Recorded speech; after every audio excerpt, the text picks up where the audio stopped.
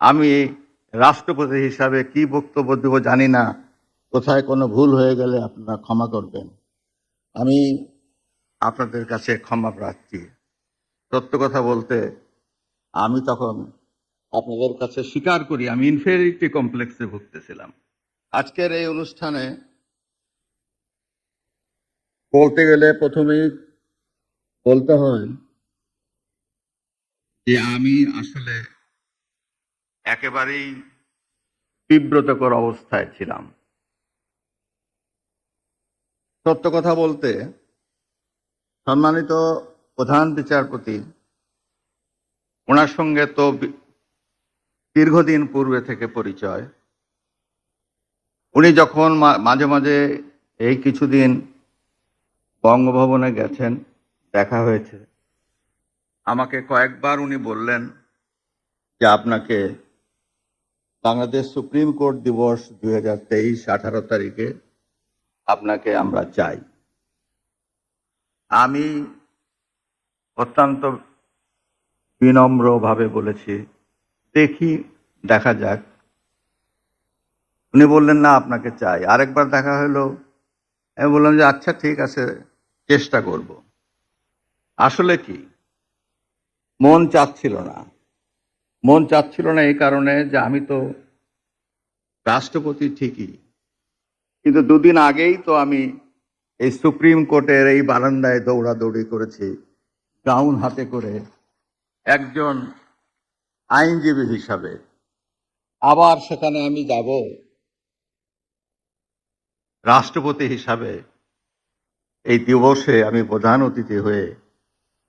সত্য কথা বলতে কি, একটা ইনফেরিয়রিটি কমপ্লেক্স মনের মধ্যে যাচ্ছিল।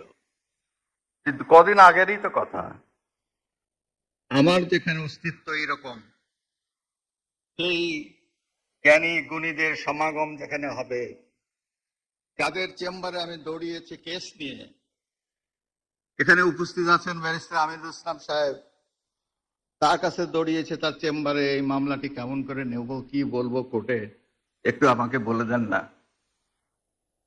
যখন আইনজীবী ছিলেন জনাব শামসুদ্দিন চৌধুরী মানিক সাহেব, ওনার চেম্বারে দৌড়িয়েছি, রকুনুদ্দিন মাহমুদ সাহেবের চেম্বারে গেছি, অনেকের চেম্বারে দৌড়িয়ে বেড়াই মামলা হাতে করে নিয়ে, যে এই মামলা কিভাবে আদালতে উপস্থাপন করব।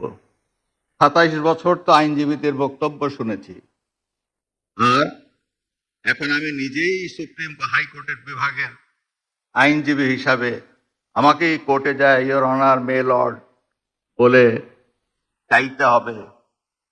এই চাওয়াটা শিখতে হবে, এই শিখলাম কদিন, আর সেখানেই যাব আমি প্রধান অতিথি হিসাবে অ্যাজ প্রেসিডেন্ট।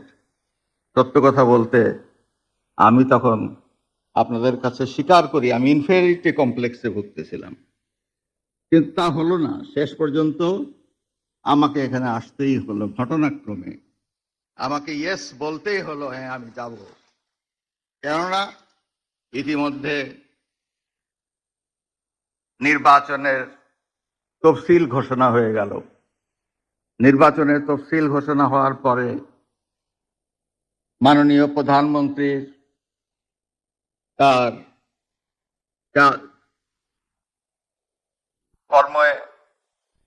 কর্মপদ্ধতিতে কিছুটা সীমারেখা চলে আসে।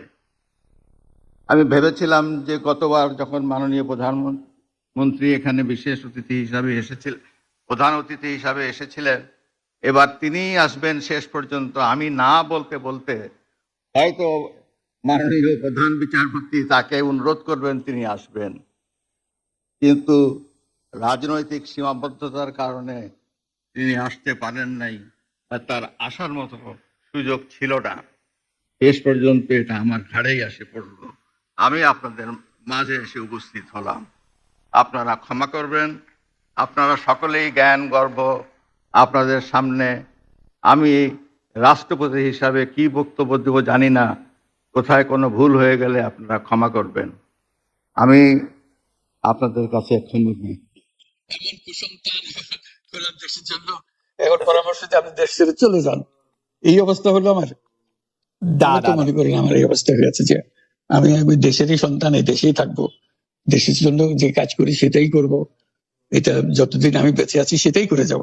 আমাকে বিভিন্ন দেশ থেকে আহ্বান জানাই, আমি যে কেন ওখানে দেশে থাকছেন, আজকেও একটা নতুন দেশ থেকে আহ্বান পেলাম, বলে আমরা সব ব্যবস্থা করে দেবো। এটা আর একটা নতুন দেশ যোগ করে আছে। কিন্তু আপনি আপনি বাংলাদেশেই থাকতে চান, এবং আমাদের কাছে যেটি মানে আমরা সাংবাদিক হিসেবে আপনাকে প্রশ্ন করতেই হয়, আপনি দেখেছেন যে আপনার প্রতিষ্ঠিত গ্রামীণ ব্যাংকের একটি সংবাদ সম্মেলন হয়েছে, সেই গ্রামীণ ব্যাংকের সংবাদ সম্মেলন থেকে আপনার বিরুদ্ধে যে অভিযোগ করা হয়েছে সেই অভিযোগ মানি লন্ডারিং এর। সেই অভিযোগের ক্ষেত্রে বলা হয়েছে, আমি সবচেয়ে ডাকু বাংলাদেশে সবচেয়ে বড় ডাকাত দেশে, কাজে সেই হিসেবে সবাইকে জানান দেওয়া হচ্ছে, সবাই পরিচিত হয়ে আছে। আমি সবচেয়ে বড় ডাকাত, আমি সবচেয়ে সাংঘাতিক মানুষ, যে দেশের সর্বনাশ করে যাচ্ছি, সেইভাবে পরিচিত হয়েছে। আপনি আমাদের একটু বলবেন যে আপনি বাংলাদেশের জন্য বা আপনার পরবর্তী লক্ষ্যগুলি কি সারা পৃথিবীর জন্য? আপনি তো শুধু বাংলাদেশ নিয়ে ভাবেন না, যে আপনি আসলে কি করতে চান বা কেমন দুনিয়া চান বা কেমন বাংলাদেশ চান, সেটা আপনার কি লক্ষ্য এই মুহূর্তে? ওই যে বললাম যে এটাই হলো আমাদের স্বপ্নের বীজতলা, যে আমাদের স্বপ্নগুলো একটা একটা আসে, একটা নতুন আইডিয়া আসে, সেটা একটা বীজতলা, এটা আমরা ট্রাই করে দেখি, একটা ছোট আকারে করি, এটা সফল হলে আর একটু বড় আকারে করি, এটা বাংলাদেশি করে। একবার সফল হলে সারা দুনিয়া এটা লুপে নেয় দেওয়ার জন্য, সারা দুনিয়ার লোক এখানে আসে, আমাদের লোককে নিয়ে যায়, এইভাবে কাজ করবো। সেটা আমরা একটা থাকছি বাংলাদেশে, করছি বাংলাদেশে, কিন্তু সারা দুনিয়ার লক্ষ্য আমাদের দিকে, আমরা কি করছি, কি চিন্তা করছি, কিভাবে এগুলো পরিচালনা করছি। এবং তার মধ্যে ব্যাখ্যা হিসেবে যেটা আমরা বারবার বলছি, আমরা একটা নতুন পৃথিবী গড়তে চাই। সেই পৃথিবী হচ্ছে 3 শূন্যের পৃথিবী, এটাও বহুবার বলা হয়েছে, তার উপরে বই লিখেছে 3 শূন্যের পৃথিবী কি হবে, যে জিরো কার্বন এমিশন, যেহেতু পৃথিবী ধ্বংস হয়ে যাবে এই গ্লোবাল ওয়ার্মিং এর কারণে, একে রক্ষা করতে হলে আমাদের জিরো কার্বন এমিশন অ্যাচিভ করতে হবে। কাজে এটা এমন বিশ্ব আমাদের গড়তে হবে যেটা জিরো কার্বন এমিশনের বিশ্ব হবে। জিরো ওয়েলথ কনসেন্ট্রেশন, আমরা উন্নয়ন বলছি, যে উন্নয়নের সফলতা কোটিগত মানুষের কাছে যায়। এটা শুধু বাংলাদেশে না, সারা পৃথিবীর ব্যবস্থা, যে টাকার সমস্ত টাকা কোটিগত মানুষের কাছে চলে যায়। দুনিয়ার যত সম্পদ আছে এই মুহূর্তে, তার 90% সম্পদ, যে সম্পদ, এটা হয়তো 5% লোকের কাছে, 5% লোকের কাছে রয়ে গেল। এবং আগামী দিনে এটার পরিবর্তন অন্যভাবে, 90% জায়গায় এটা 95% হয়ে যাবে, ওই 5% জায়গায় এটা 3% হয়ে যাবে। অর্থাৎ লোকের সংখ্যা কমে যাবে, সম্পদের পরিমাণ তাদের কাছে অনেক বেড়ে যাবে। এটি হলো বর্তমান অর্থনীতির কাঠামো। আমরা বলছি যে এই কাঠামো যতদিন থাকবে এই পৃথিবী টিকতে পারবে না। একটা হলো জিরো আনএমপ্লয়মেন্ট, বিশেষ করে আমরা যেটা জোর দিয়ে বলি সেটা হলো যে এই যে আর্টিফিশিয়াল ইন্টেলিজেন্স, এটা পৃথিবীকে ধ্বংস করে দেবে। কাজে তার আগে আমাদেরকে ঠিক করতে হবে টেকনোলজিকে আমরা কতদূর নিয়ে যাবো, কোথায় সীমারেখা টানবো, এটা ঠিক করতে হবে। সেই পৃথিবীর নাম দিয়েছি আমরা 3 শূন্যের পৃথিবী, 3-0 ওয়ার্ল্ড। এই আমরা একটা পৃথিবী গড়তে চাই যেখানে এই যে zero wealth concentration, zero unemployment এবং জিরো ওয়েলথ আর্টিফিশিয়াল